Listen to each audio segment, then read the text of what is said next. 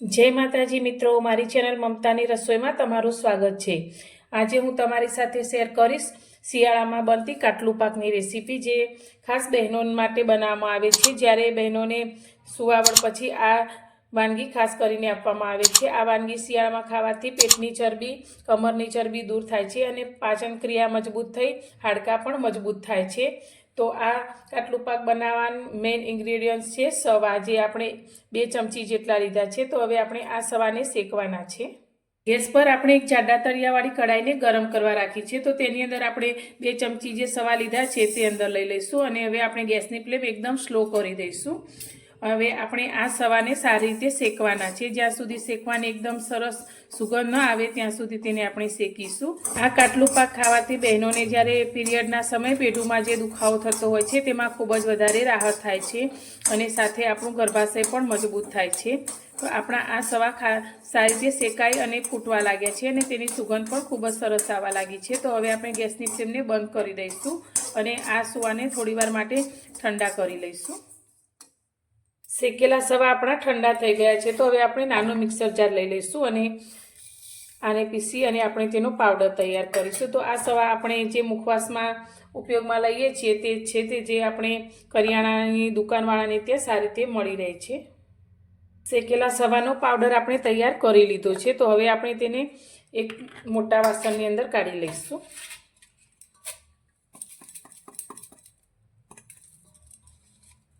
हवे आपणे बीजी वस्तु लेवानी छे ते छे गुंद। तो अत्यारे गुंद आपणे आ रीते काचो ज लेवानो छे। तो हवे आपणे एक मिक्सर जार लई लईशुं। तो अत्यारे मैं वजनमां 200 ग्राम काचो गुंद लीधो छे। तो आ गुंदने पीसी अने तेनो आपणे पाउडर तैयार करी लईशुं। गुंदने पण मैं पीसी लीधो छे। तो गुंदने आ रीते पीसता पहेला 1 कलाक माटे तड़कामां सारी रीते तपाड़ी लेवानो, जेथी तेनो पाउडर सारी रीते तैयार थाय। तो एकदम सरस लोट जेवो आपणो आ गुंदनो पाउडर बनीने तैयार छे। तो हवे तेने पण आपणे मोटा वासणनी अंदर काढी लईशुं।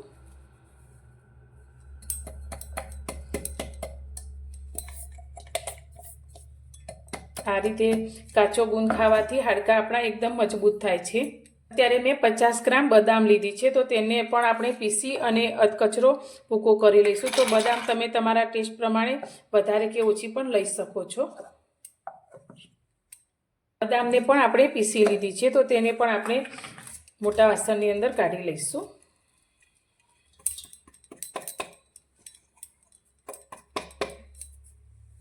अत्यारे मैं 200 ग्राम सूका नारिયેળનું आ रीते छीण करीने लीधुं छे। जे आपणे सूकું नारिયેળ घरे ज लावी अने तेनुं छीण तैयार कर्युं छे। तो तेने पण आपणे आ वासणनी अंदर काढी लईशुं। तो अत्यारे आपणे आ काटलू पाक बनाववा माटे बधी ज वस्तुने काची ज उपयोगमां लेवानी छे। हवे तेनी अंदर आपणे 2 चमची सूंठनो पाउडर उमेरीशुं।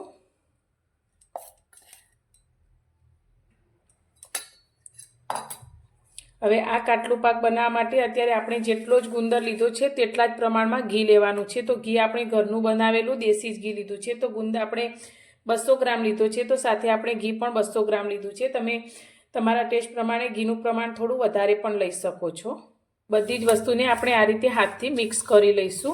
तो आ काटलू पाक बनाववा माटे आपणे जे घी लईए छीए ते घरनुं बनावेલું ચોખ્ખું घी होय ते ज लेवानुं।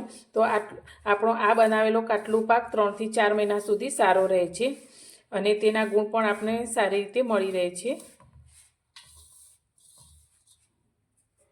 गैस पर आपणे कढ़ाईने गरम करवा लीधी छे। तो तेनी अंदर आपणे जे घी लीधुं छे ते अंदर लई लईशुं अने आ घीने आपणे गरम करी लईशुं।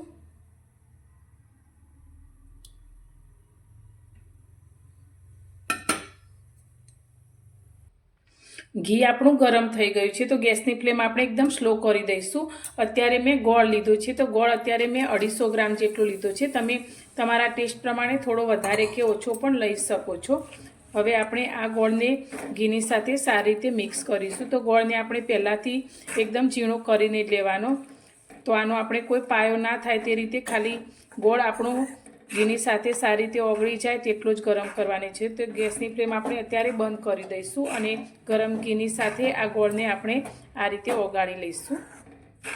गोळ આપણો સારી રીતે ઓગળી ગયો છે। તો હવે આપણે જે ગુંદ અને કોપરાનું મિશ્રણ તૈયાર કર્યું છે તેની અંદર લઈ લઈશું। તમને આ કાટલું પાકની અંદર જો ઘી વધારે પસંદ હોય તો ઘીનું પ્રમાણ તમે વધારે પણ લઈ શકો છો। બધી જ વસ્તુને આપણે પહેલાં આ રીતે મિક્સ કરી લઈશું।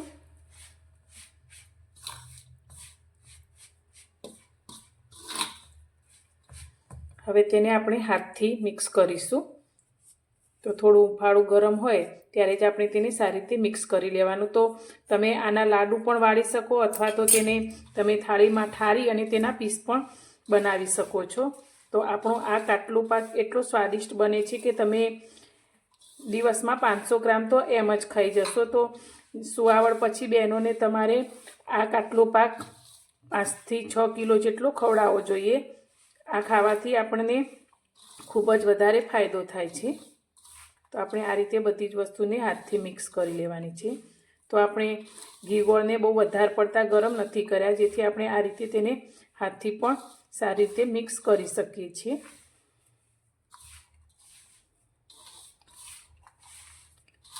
હવે આ મિશ્રણમાંથી આપણે મીડિયમ સાઇઝની લાડુળી વાળી લઈશું।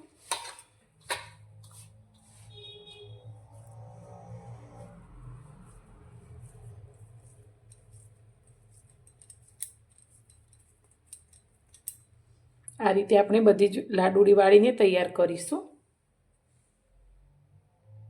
મિત્રો તૈયાર છે આપણો કાટલું પાક। તો આ કાટલું પાકની અંદર આપણે ગુંદને કાચો જ ઉપયોગમાં લેવામાં આવે છે, તો પણ તે દાંતમાં બિલકુલ ચોંટતો નથી। તો રોજ સવારે નરણા કોઠે આ રીતે બનાવેલો કાટલું પાકની 2 લાડુળી ખાવાથી તે ખૂબ જ સારો એવો આપણને ફાયદો કરે છે અને ખાવામાં પણ એકદમ ટેસ્ટી લાગે છે। તો તમને મારી આ રેસીપી કેવી લાગી? જો પસંદ આવી હોય તો વિડીયોને લાઈક જરૂરથી કરજો અને વધુમાં વધુ શેર કરજો। મારી ચેનલ પર નવા છો તો ચેનલને સબસ્ક્રાઈબ કરવાનું ભૂલતા નહીં અને મને કોમેન્ટમાં જરૂરથી જણાવજો કે તમને મારી આ રેસીપી કેવી લાગી। તો ફરી મળીશું એક નવી જ રેસીપી સાથે નવા વિડીયોમાં।